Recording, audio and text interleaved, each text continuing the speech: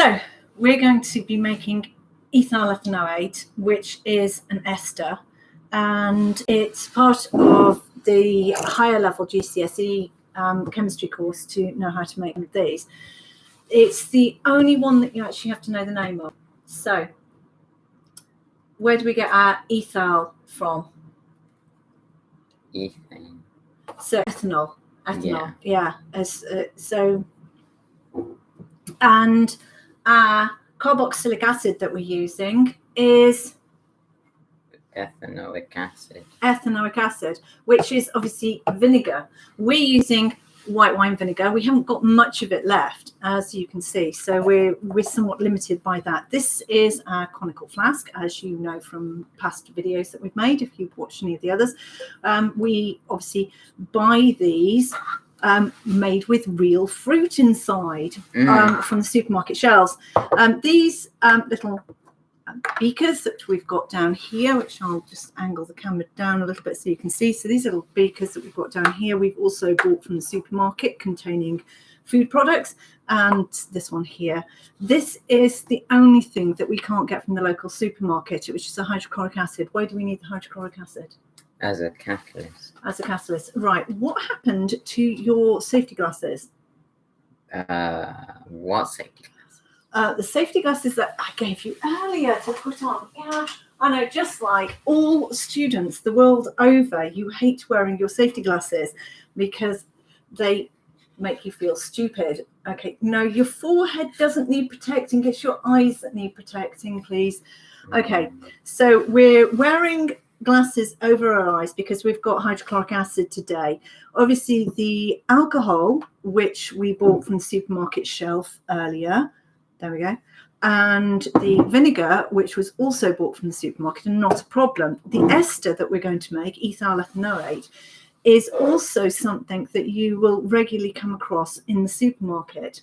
You will recognize the smell when we make it. Are you ready for this? I mean, they won't recognize it because they can't. No, you're going to have to describe what we've done. Okay, so and you're going to have to describe this change in smells, which might be a little difficult because we've got the slow cooker on at the moment. No, we're going to mix it in the conical flask, and we were going to measure it using the pipettes, if you remember. It's fine, just wing it. Just wing it. Okay, well, here you go. Here's some pipettes.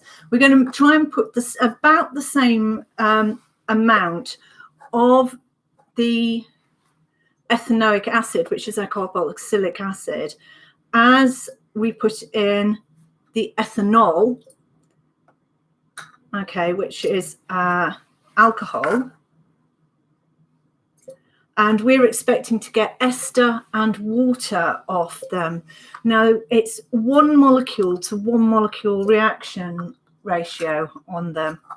Okay, so try and we'll use a different pipette because we don't want the reaction taking place inside the pipettes, and try and put the same number of pipettes full into there. I lost count. Okay, I'll trust you to gain an idea of how much it was then. Can you see anything happening in there? To say, I think the colour's changing slightly.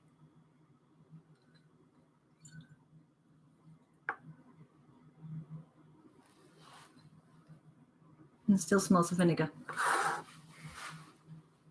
Okay, so when we're smelling the stuff, we don't sniff directly into the tube. We do the chemist smell, which is to waft the smell with your hand towards you. Do you want to have a go? No. Well, you don't want to have a quick sniff of vinegar. Okay, so I'm going to pour the hydrochloric acid into the beaker that we've got, and we're using a different pipette again for that. So there's a small beaker. Okay, we shouldn't need too much of it.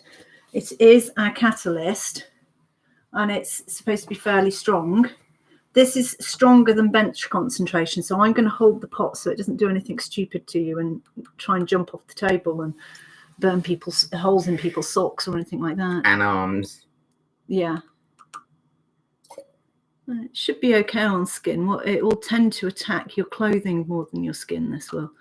As long as we're right by the tap, which we are, and we rinse it off very rapidly. It shouldn't be too much. It shouldn't be a problem at all, actually. And of course, you don't get it in your eyes, which is one of the reasons why we use the conical flask, because the conical flask is obviously, it's narrower at the top, so it's more stable, and it also reduces any splashing up, because splashing up should hit the sides of the jar. Okay, shall we have a look now? So we'll give it a swish. Okay, you can stop adding. I'll put that away from the edge. Now we've got a completely different shaped beaker for that one, so we don't get them mixed up. Now, okay, I'm looking down in there and I'm seeing, firstly, we've got a colour change. And secondly, can you see, if you come down here, you can see there's a precipitate forming. Yeah. Okay. So we've got a decent precipitate forming. Okay. And let's see if we've got a change in smell. Well, I can't smell the vinegar anymore.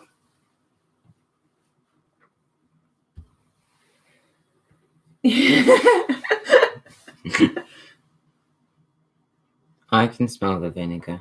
Okay, so the vinegar smell is still there. Do you want to put a bit more acid in to see if we can encourage this along a bit? Because as with all chemistry reactions, you probably have to sit here and wait for it to take place. The only problem with doing this experiment at home, guys, is the lack of acid that the strong acid that you. Can we get the 2 cups closer to each other so we're less likely to get spillage on the counter? Thanks.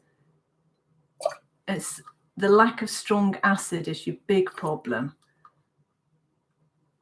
and looking for places where you can get strong acid from, you're probably going to have to go down the drain cleaner route, which is a very strong acid.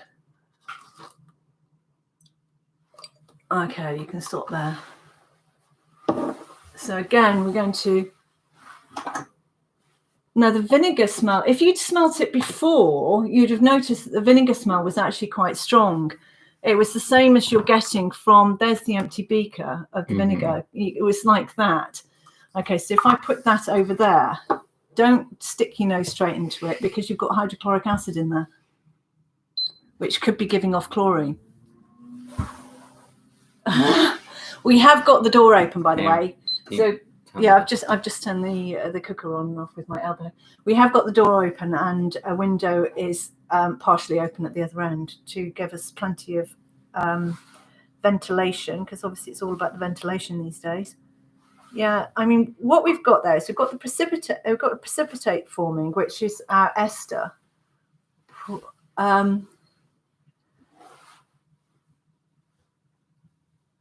And we've got a change in smell. Now, the thing to do would be to evaporate that off. Okay, so if we evaporate that off over a period of time, we can either evaporate that off by boiling it, or evaporate that off by just leaving it out in the sun and hoping that's going to be okay.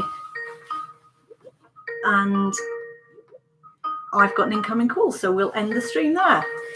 Yay.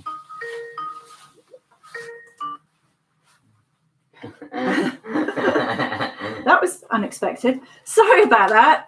We were just live streaming. Oh, our video's gone off. Oh, you got the video of the kitchen. There we go. What, you're going to go now? Lunch. Okay, I'm using the integrated camera now.